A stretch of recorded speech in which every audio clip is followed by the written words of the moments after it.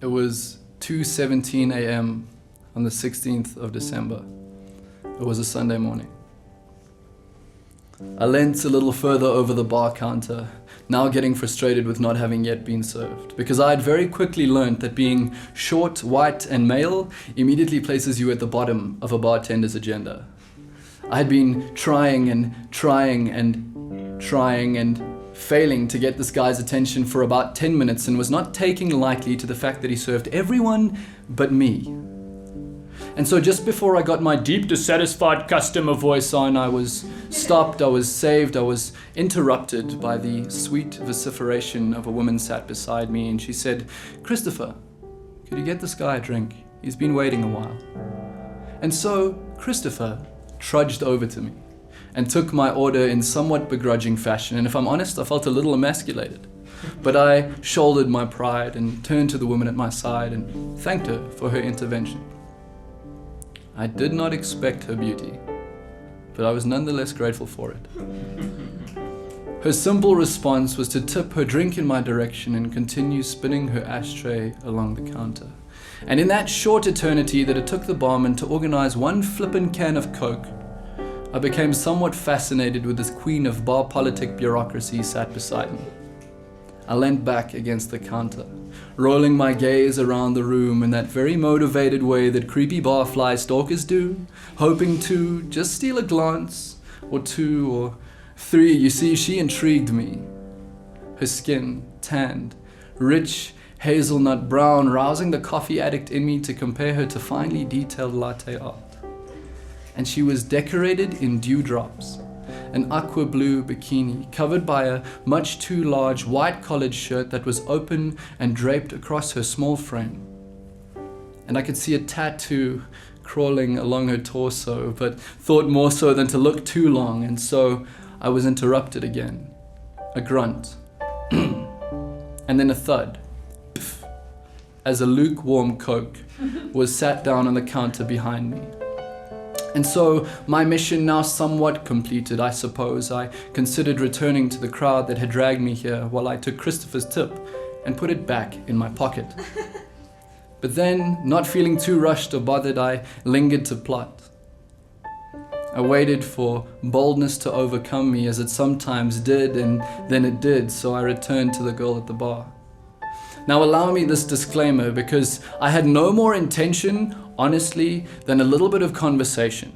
A little simple mental stimulation, but what I did not see was that she was a freight train waiting to derail. And when she flew off the tracks, she crushed me. She is beauty covered in swallows. Slowly migrating from her hips to her heart, there is skin-deep illustration of a heart-deep history. A bird, she says, for every person I have loved. Family, friend, or flame, I know the truth. That those birds are merely geysers for mockingbirds and vultures. All of them have flown away months and years before seasons changed, and now she calls herself a scarecrow. And I told her, "You're the most wonderful scarecrow I have ever seen." And for the first time that morning, she surrendered a smile. It was 2:57 a.m., but I was sure that she was the sunrise. And then at some point, she told me that her name was Amelia, and how in a lost language that meant eager, but her stories were just narratives of how she lost her eagerness years ago. Her name now is hollow as her sense of hope. You see, she welcomes hell into her heart every time she parts her pert lips to vodka. She knows that drinking won't change things, but far prefers the bitterness of booze to the bitterness of having to face the truth. And she jokes and says, bar confessions are great because you don't pay for alcohol and guilt and shame. She puffs her cigarette again, and as the smoke clouded the space between us, sighed a crystal clear picture of her vulnerability.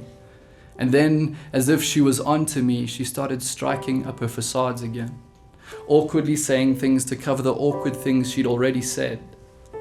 But I knew that this was just how she runs away. She apologized for her honesty while I thanked her for it. Heck, I begged her for it until she agreed to stay, and she did. And while she sat there in that bar stool, reciting personal history and personal pain, she began to blossom into something that looked a lot like poetry. And so I told her, "I think you are beautiful." And she told me that those words mean the same to her now as "I love you" and "forever." And while I choked on the coolness of her rebuff, she took another puff of her cigarette. But this time she dragged a little harder, to drag that smoke a little deeper, as if though the sweet nicotine tar could patch the potholes in her heart, but they don't. They stop short like her shortening breath and only add to the roadways that wrap around her lungs. Not one of those roads will take her home. The night that we met marked 22 years to the day since she was born 43 days before she was due. Tiny, cold, and blue, she only took her first breath after the doctors declared her dead. This woman was created to defy convention. And then when I asked her why she was celebrating alone, she told me that she no longer counts in years, but in days. So I checked my numbers, charged my glass, and posed a toast to her 8,035th. Now I am no fan of cliches, but I know one to be true. Because when our eyes met, hers was stained glass sea green and warm honey. And you know, it's kind of funny that despite all of her cynicism, she still believes in fairy tales, waiting for Prince Charming to march in and swoop her off her bar stool, but until then is satisfied with entertaining dukes and demons. She sips her beer before she starts up again, boasting about her happy-go-lucky strike, smoke it up, booze it down lifestyle. She says her favorite song is 18 Till I Die. And for a moment, I wonder how she survived past 17, because when she was 16, a silver-tongued serpent of a man convinced her that the quickest way to her heart was between her legs. And ever since then, she has allowed boy after demigod after devil a shot at searching. And when none could find it, she cut and killed herself with questions about whether the heart ever existed, rather than to question the lie that sex is the only way someone can find it. Every night, she boozes the pain away, and every morning, she vomits regret. And then she told me about the 3 red-inked swallows closest to her heart, the 3 puppeteer musketeer men who came closest to finding it, and how she wished one of them would have just reached out far enough. But I'm just grateful that there is still a heart there to be saved. There is still a heart there to be savored.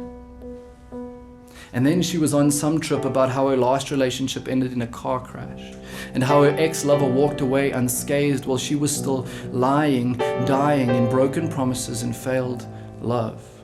I honestly couldn't process all the information. My head was spinning with all the lines I wanted to be spitting, but I chose to hesitate.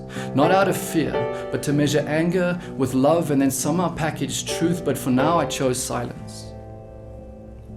And then before I could break it, she was collecting her things. Purse, cigarettes, keys in hand, she started muttering niceties like, "Hey, it was good to meet you, and thanks for listening, I appreciate that," before kissing me on the cheek and promptly leaving the bar. And so I sat there, as if though I were chained to my bar stool. I was somewhat numb but somewhat raging, filled with all the things I wanted to say about love and about faith and about hope and about God, but she was gone and it was too late. And then Christopher came over to me, and he told me that the bar was closing. And I told him that I don't like him very much. I looked at my watch and it was 3:57 a.m. I looked around the room for the friends that had dragged me here in the first place, only to find that they, like Amelia, had left. And so I sat there, getting comfortable in my self-pity, when I was interrupted again by Amelia. She stood in the doorway of the bar and said there was something I needed to see before she left. She pointed down to her right ankle, where a freshly inked chameleon was wrapped around. I smiled at her and called her Emelia Chamelia. And then she smiled back at me for what would be the last time. And as she skipped away, I thank God that, like a chameleon, things can still change. Thank you very much.